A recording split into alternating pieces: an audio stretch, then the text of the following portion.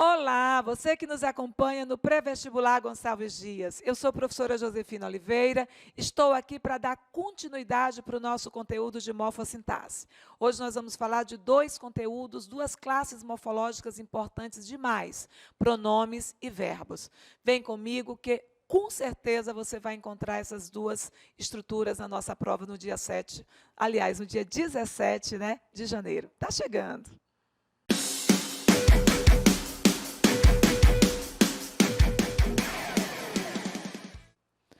Dando continuidade para a nossa primeira parte de morfossintaxe, nós estamos agora na segunda parte de morfossintaxe. Hoje nós vamos falar sobre pronomes e verbos, duas classes morfológicas sempre muito exploradas na prova do Enem.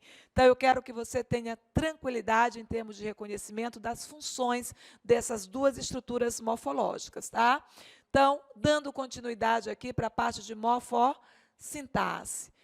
Certo? Aqui nós falamos na aula passada, conversamos sobre substantivo com função de nomear, adjetivo com a função de caracterizar, o artigo com a função de determinar ou indeterminar, e o numeral com a função de indicar quantidade ou posição, Indicou quantidade ou posição, quem faz isso é o numeral.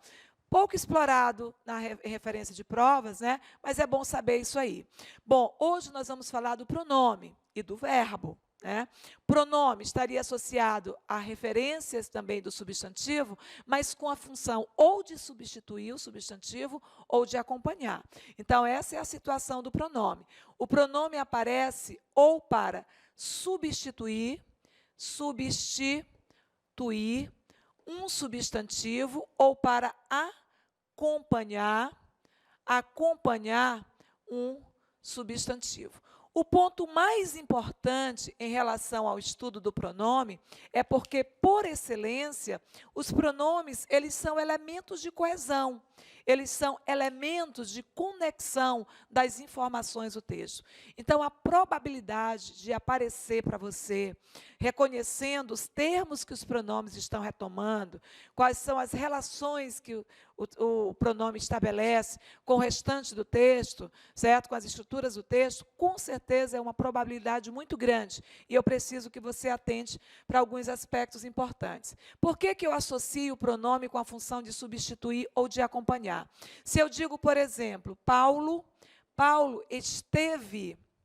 esteve aqui.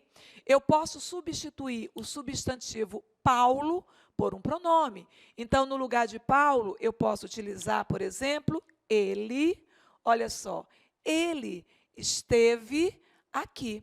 Esse ele representa Paulo. Então, neste caso, o pronome está substituindo o substantivo.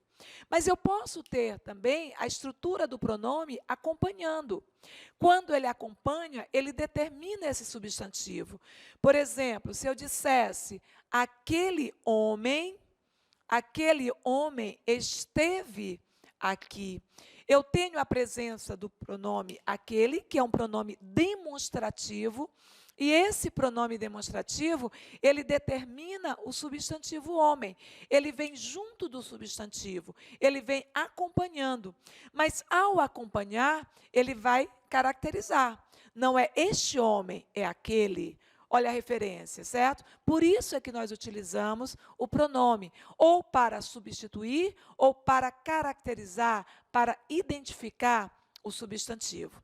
Agora, em referência à classificação, nós temos, e aí vale você depois tentar aprofundar essas referências todas aqui. Nós vamos ter pronomes pessoais, importantíssimo em referências de substituição, pronomes possessivos, é interessante perceber a semântica dos possessivos, pronomes demonstrativos, que está associado à posição do objeto em relação às pessoas do discurso. Primeira pessoa, eu utilizo este, esta, estes e estas. Segunda pessoa, eu utilizo esse, essa, esses e essas. Terceira pessoa, eu utilizo aquele, aquela, aqueles e aquelas, certo? É bom atentar para a referência dos demonstrativos.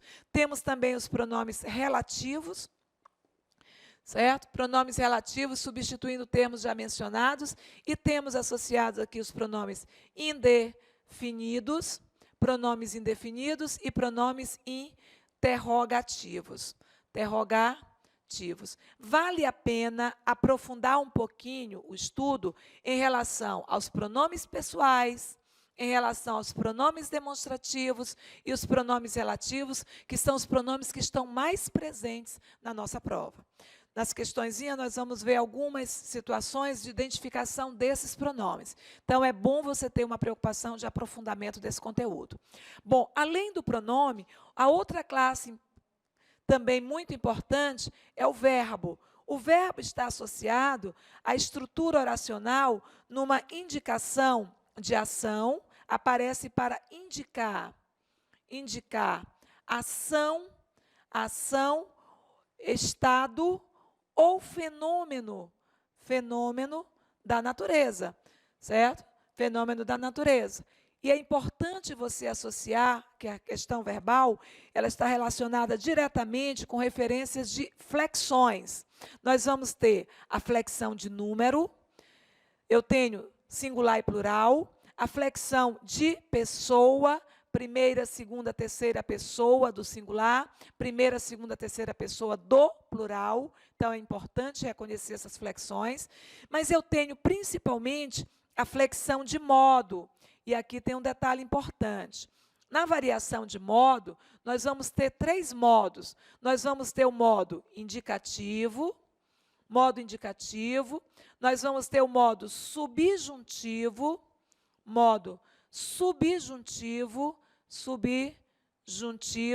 e nós vamos ter o modo imperativo.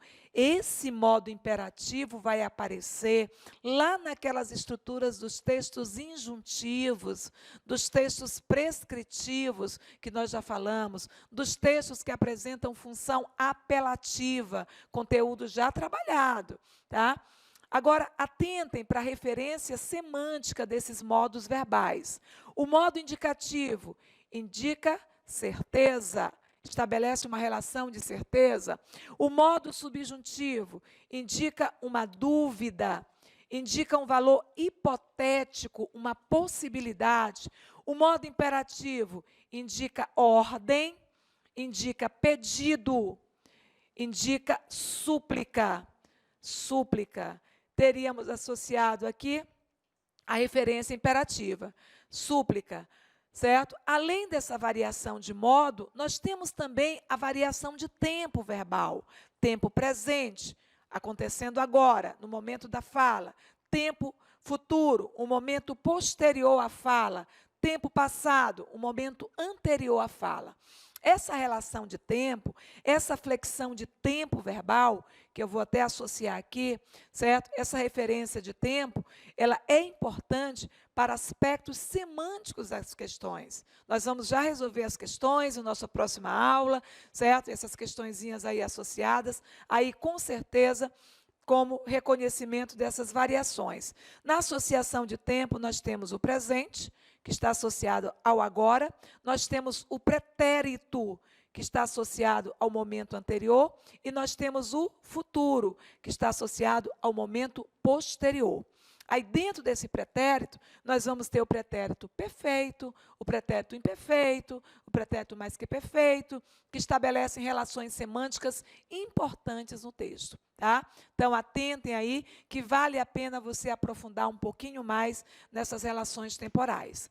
Em relação à questão do modo, eu preciso que lembrem dessas informações, porque de vez em quando a questãozinha vai explorar exatamente esse aspecto semântico dos modos verbais, ou dos tempos verbais. Por isso que eu estou dizendo que vale a pena tentar um aprofundamento aí dessas informações, tá? Nós vamos ficar por aqui na nossa aula, certo? Fechamos a primeira parte de morfossintaxe, trabalhando as classes variáveis mais importantes, certo? E na nossa próxima aula nós vamos falar sobre as questõezinhas que apareceram no Enem, certo? Que estão associados com esse conteúdo. Um beijo enorme no seu coração e até o nosso próximo encontro.